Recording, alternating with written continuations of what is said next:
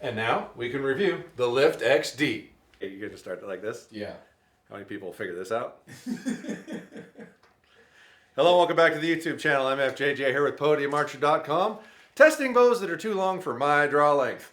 This is a Lift XD. This bow is specifically designed, I'm going to say this again, specifically designed for 32 to 33 and a half inches.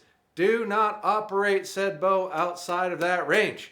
So this is literally just a Lift X33 for longer draw lengths. Hello, Psycho. Yes, once again, 32 to 33 and a half inches only. If you want to operate outside of that, shorter than that, do not use this bow. This is a Lift X33 with big wheels. Pretty much it.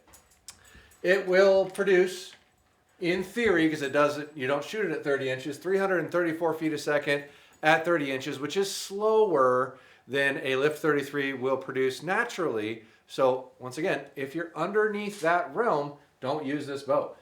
And they claim it'll shoot 363 at 33 and a half inches. Unfortunately, I can't pull a bow back that far, so we're going to test this bow at 32 because that's the shortest draw length that they actually recommend using this bow at. And I had half a dozen arrows built up, so we have some 350s and 450s. I didn't build any 650s up, sorry.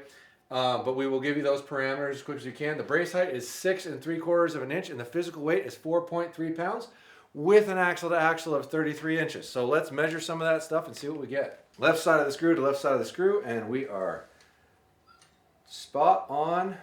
No, 33 and an eighth, just barely over. Looks like 33 and a half.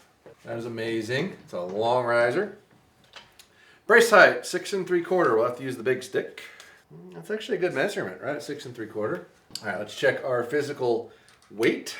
Keep in mind we have an arrow rest on here, so we have to take account for that. Deduct 1 to 2/10 of a pound for the arrow rest.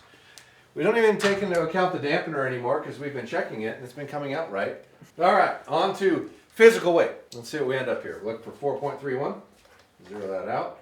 Jumping between 4.6 and 4.5. Yeah, 4.31. So I'd say that's about accurate. That should be close. It's usually about 2/10 for an arrow rest. I'd say that's a good number. Let's check our actual draw length, our draw weight, and our loadout point. Okay, judging off of this, it looks like it's right at 32 inches. And we'll check our loadout point here and then get our physical draw weight. I'd say 33 and a half. Yeah, I'd say 33 and a half is the loadout point. All right, we're at 71.1 and we're a pound heavy on purpose because we're 5 grains heavy on the arrow weights. All right, so we are officially shooting 71 pounds, 355 grain arrows, 32 inches. Let's see how fast this thing is, and please forgive me if this looks awkward because this is like a little kid shooting a big kid's bow. The cycle feels very similar to the shorter cam version. God, I don't want to hit the chronograph. Ooh, I barely hit the bell. 342. I can aim lower. Dude, that barely hit the bell again. 344, 342, so we'll do a 343 average there. There we go, that's a little better. 343, same each time. So we'll go 343 on that. And then we will shoot some of these 450 grain arrows. I cannot readjust the draw length of this to give you the difference from like a 32 to a 33 and a half because I can't shoot a bow that long. It's just not, I can't do it. I just can't shoot one that long, but I can tell you the velocity difference should be about 10 feet, somewhere in there. So when you're doing your math to try to figure out how fast this will go out of your hands, you can figure that out if you're longer than 32 inches. 303, 302. 301, 301.5, 302. Oop, too high. 303, 302. Okay, so 302 average. And let's see how loud this thing is.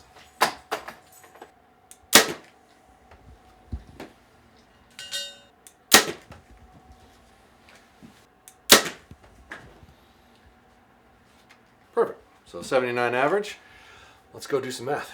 Okay, a couple of things. One, I cannot shoot a 33 and a half inch draw, so I can't give you a speed difference, but once again, I would probably assume it's going to be about 10 foot per inch. So if you're trying to shoot it at 33 inches, add 10 feet roughly. We got 343. Now there, if we take that math, they're saying 363 at 33 and a half.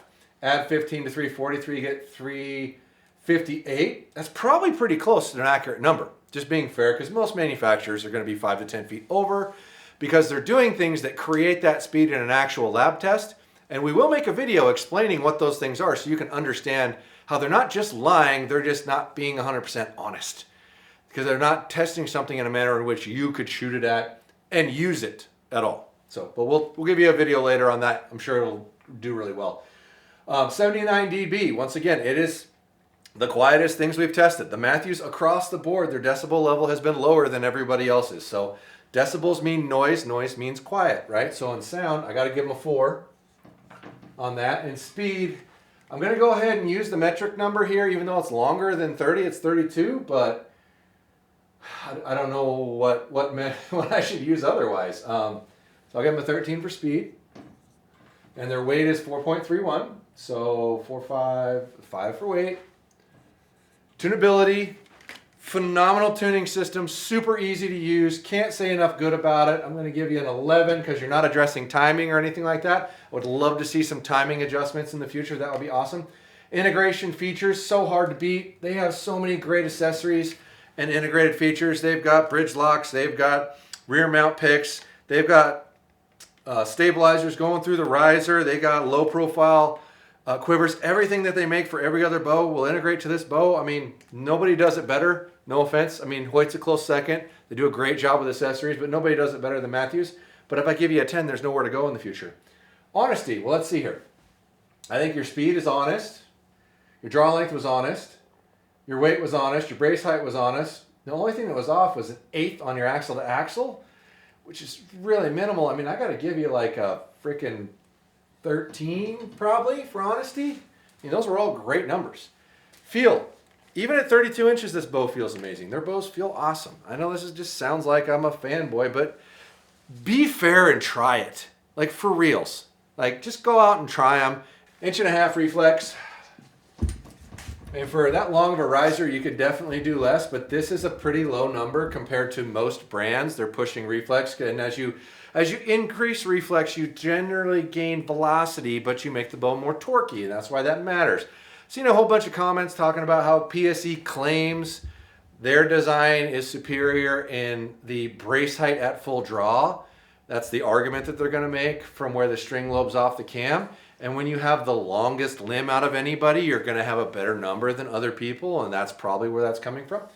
I'm going to do some testing to see if we can prove or disprove that going forward in the future, but it's going to be a little bit. But I'm sure you're going to comment down below that I should have commented on that, but whatever.